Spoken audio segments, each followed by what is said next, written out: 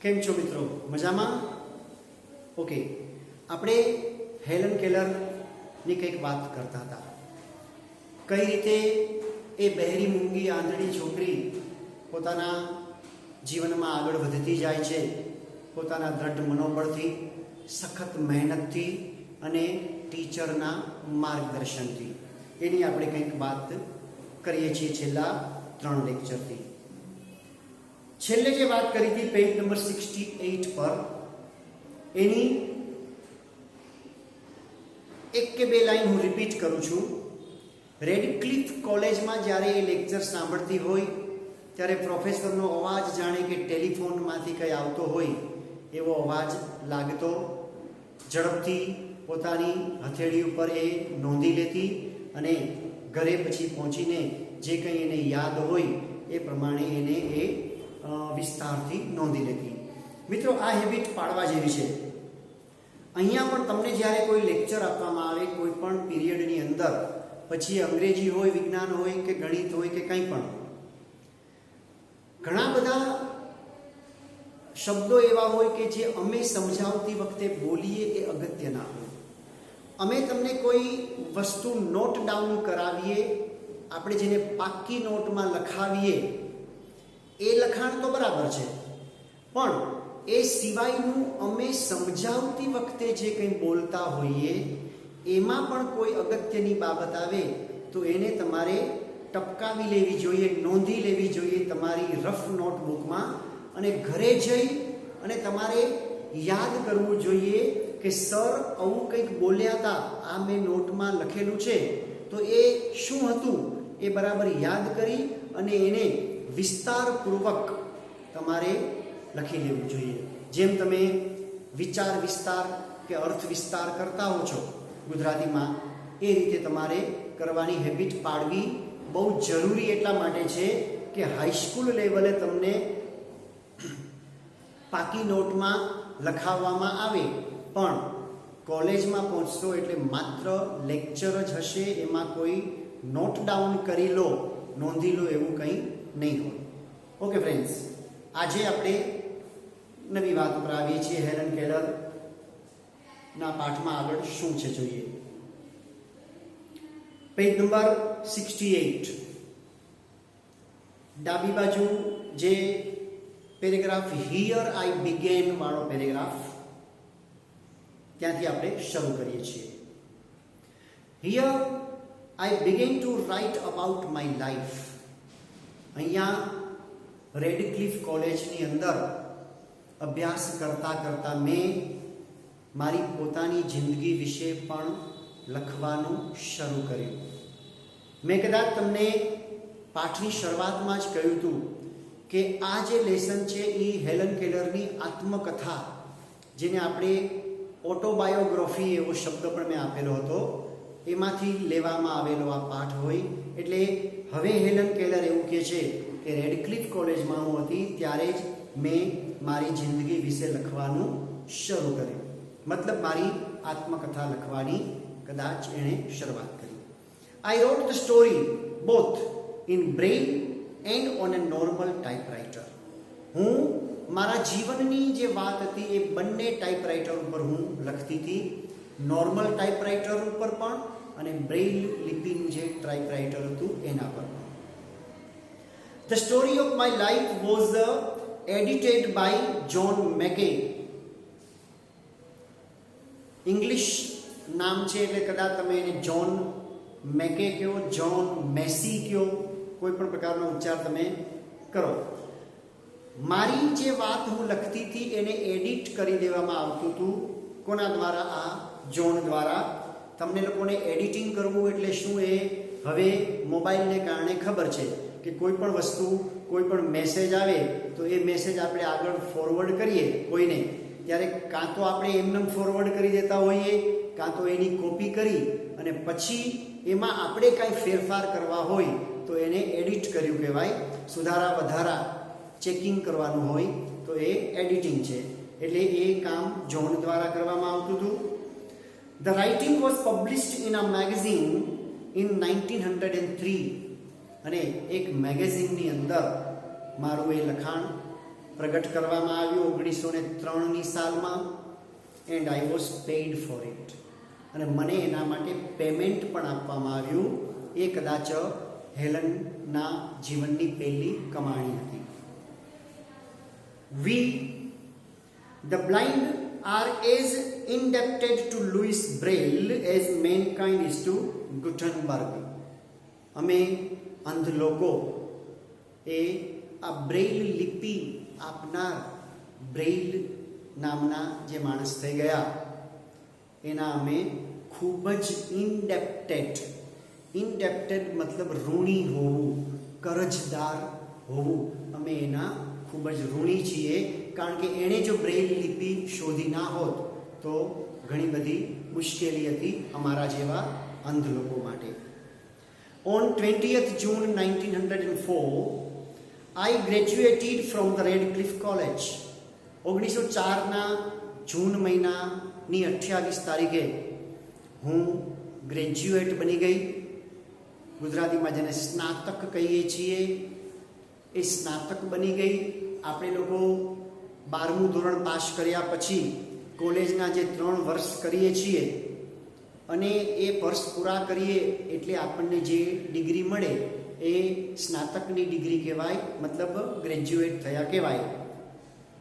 I felt proud that I became the first deaf blind person to earn a Bachelor of Arts degree. And I felt proud.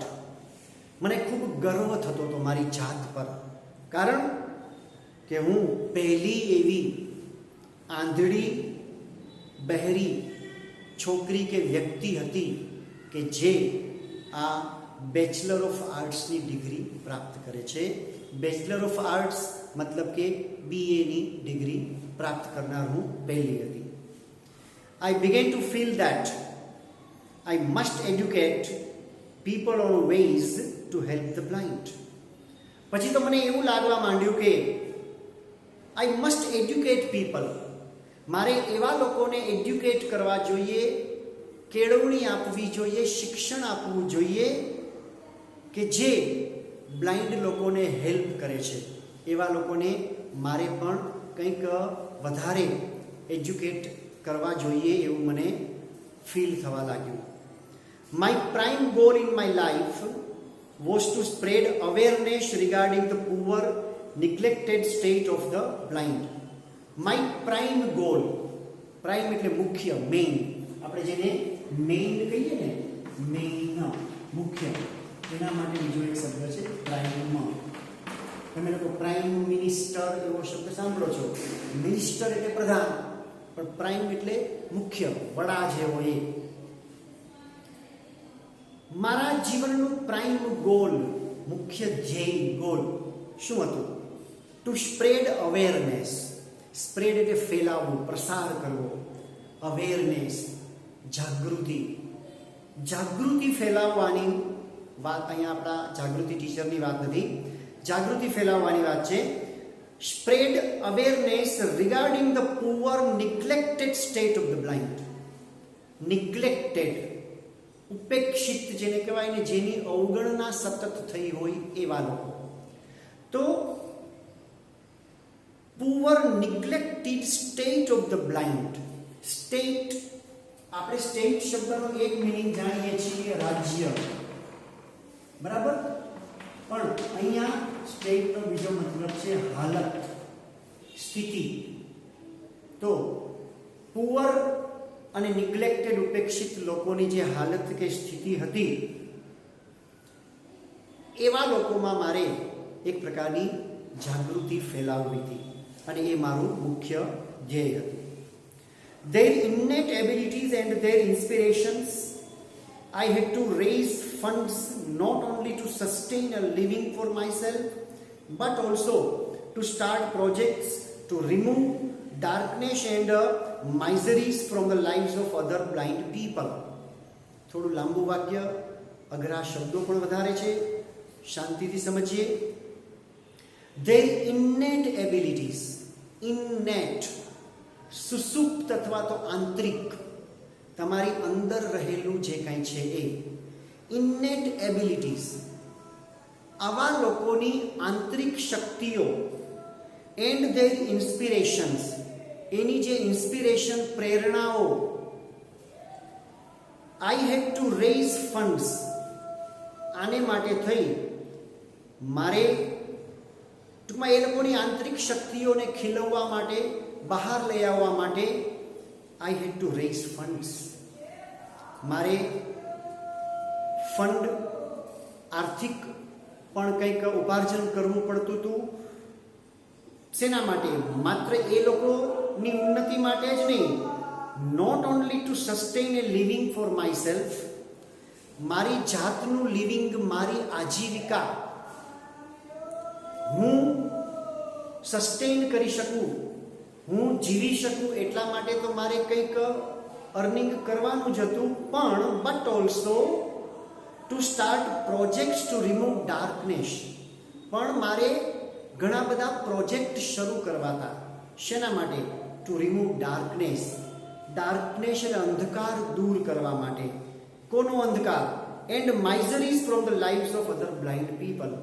માઇઝરીઝ મતલબ દુઃખો, બીજા અંધ લોકોના દુઃખ દૂર કરવા માટે, બીજા અંધ લોકોના જીવનમાંથી ડાર્કનેસ દૂર કરવા માટે મારે કેટલાક પ્રોજેક્ટ્સ કરવાના હતા અને એના માટે પણ મારે ફંડની જરૂર હતી. I strongly felt that I must give the others what I had gained from my teacher and. અને મને એવું ફીલ થતું હતું, હું એવું માનતી હતી સ્ટ્રોંગલી, દ્રઢપણે, કે મને મારા ટીચર એન સુલેવાન તરફથી જે મળ્યું છે, ગેઇન થયું છે, પ્રાપ્ત થયું છે, એ મારે બીજા લોકોને પણ આપવું જ જોઈએ.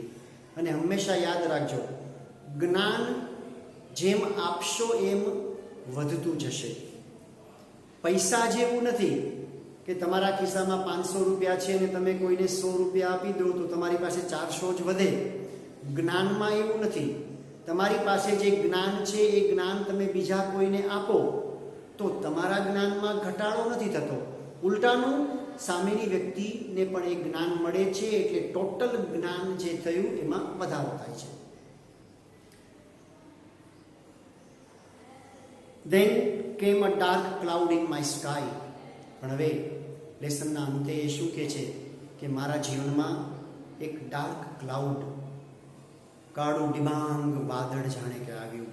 મતલબ કંઈક દુઃખનો સમય, કંઈક સમસ્યાનો સમય આવ્યો. શું થયું જોઈએ. I was deeply કન્સર્ન્ડ about that. I was deeply, બહુ ઊંડાણપૂર્વક, આઈ વોઝ ડીપલી કન્સર્ન્ડ, મને આ બાબત આમ કે જેને કહેવાય ને લાગતી વળગતી હતી, એ બાબત પ્રત્યે મને ખૂબ જ આમ ચિંતા થતી હતી. શું હતું, શું બન્યું એવું? My teacher's eyesight was worsening day by day.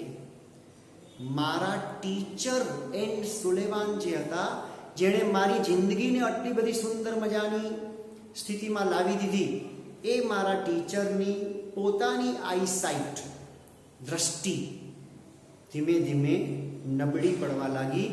વર્સનિંગ, વર્ષ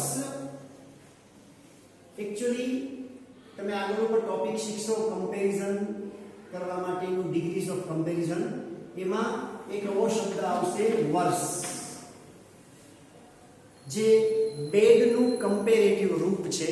પણ અત્યારે હું એવું કહીશ કે બેડનું કમ્પેરેટિવ રૂપ, તો એ બાબત કદાચ તમને બહુ નહીં સમજાય, એની ચર્ચા આપણે અત્યારે નથી કરતા. પણ આના ઉપરથી એક ક્રિયાપદ બની ગયું વર્સન. વર્સન મતલબ વધુને વધુ ખરાબ થતું જવું. એટલે મારા ટીચરની દ્રષ્ટિ જે હતી એ નબળી પડતી ગઈ, ખરાબ થતી જતી હતી. As a result she could not see clearly. As a result, પરિણામ સ્વરૂપે એ ક્લિયરલી જોઈ નહોતા શકતા. વિચાર કરજો, એક આંધળી છોકરીને માટે પોતાનું સમગ્ર જીવન જેણે પસાર કર્યું, એ ટીચર પોતે હવે બરાબર જોઈ શકતા નહોતા. She was brave enough to fight against her problem. તે પોતાની સમસ્યા ની સામે ફાઇટ કરવા માટે બ્રેવ, બહાદુર હતા. કોણ? હેલનના teacher. But I was sorry because she did not heed to her problem of her eyes. પણ મને એક બાબતનું બહુ દુઃખ થતું હતું કે મારા ટીચર પોતાની જે આંખની સમસ્યા શરૂ થઈ હતી એના પ્રત્યે કોઈ ધ્યાન આપતા નહોતા. બસ એ માત્ર મારું જ ધ્યાન રાખવામાં હતા. But I was sorry because she did not heed to her problem of her eyes. Instead, she continued to help me. Instead એટલે ને બદલે, એવું કંઈ કરવાને બદલે એ માત્ર મારું જ ધ્યાન રાખવામાં, મને જ હેલ્પ કરવામાં એ રચ્યા પચ્યા રહેતા એણે એ કામ ચાલુ રાખ્યું હતું. At last my teacher lost her eyesight completely. અને પોતાની આંખની સારવાર એ નહોતા કરાવતા, પરિણામે શું થયું? એટ લાસ્ટ અંતે મારા ટીચરે પોતાની આઈસાઇટ, દ્રષ્ટિ સંપૂર્ણપણે ગુમાવી દીધી. મતલબ એન્ડ શુલેવાન પોતે બ્લાઇન્ડ થઈ ગયા. And became blind by the year 1935. 1935 સુધીમાં એ પોતે પણ બ્લાઇન્ડ થઈ ગયા. She sacrificed her eyesight for me.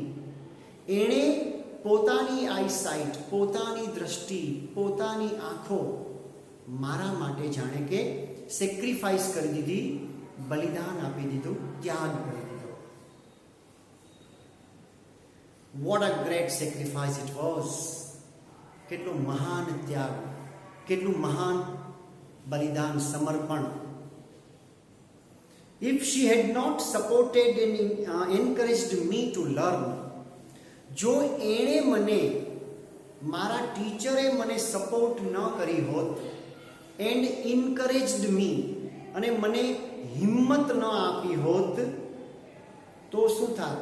I would not have enjoyed the beauty of the world. તો આ જગત, આ વિશ્વનું જે સૌંદર્ય છે એ હું ક્યારેય માણી શકી ના હોત, હું આટલી આગળ વધી શકી ના હોત. I cannot think myself apart from her. અને હું મારી જાતને મારા ટીચર કરતાં અપાર્ટ એટલે અલગ સમજતી જ નથી, વિચારી જ નથી શકતી.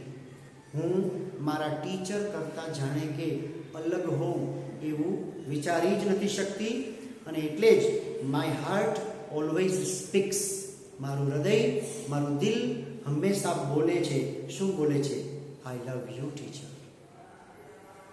પોતાના ટીચર માટે સતત એનું હૃદય એક જ વાત કરે છે કે આઈ લવ યુ ટીચર. મિત્રો, દરેકના જીવનમાં મા બાપનો ફાળો સૌથી વધારે હોય. તમારું હિત તમારા માતા પિતાને જેટલું હોય એટલું દુનિયાની બીજી કોઈ પણ વ્યક્તિને કદાચ ના હોય. પણ માતા પિતા પછી જો કદાચ તમારું હિત જેને પોતાના હૈયે છે એવું કોઈ હોય તો એ શિક્ષક હોય, ટીચર હોય.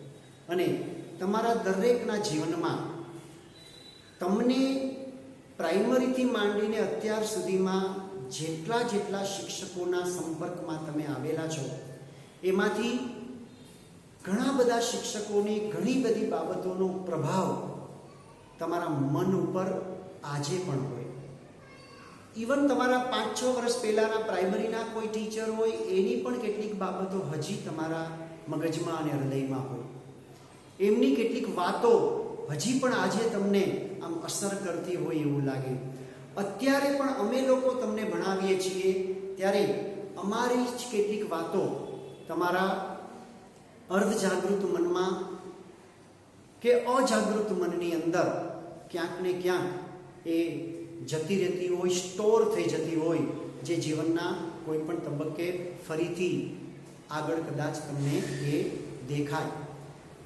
કહેવાનો મતલબ એ છે કે દરેકના જીવનમાં માતા પિતા પછી શિક્ષકનું પણ ખૂબ જ મહત્ત્વ હોય છે. એવા જ એક અતિ મહાન શિક્ષક એન શુલેવાન કે જે હેલન કેલરની જિંદગીને ક્યાંથી ક્યાં પહોંચાડી દે છે એની સુંદર મજાની વાતો આપણે કરી. પાઠ તમે એન્જોય કર્યો હશે એવું માનું છું. બરાબર સમજજો, અઘરા શબ્દો આમાં થોડા વધારે છે, બરાબર જોઈ લેજો, રિપીટેડલી જોતા રહેજો. નેક્સ્ટ લેક્ચરમાં ક્વેશ્ચન આન્સરની ચર્ચા કરીશું. ત્યાં સુધી ગુડ બાય.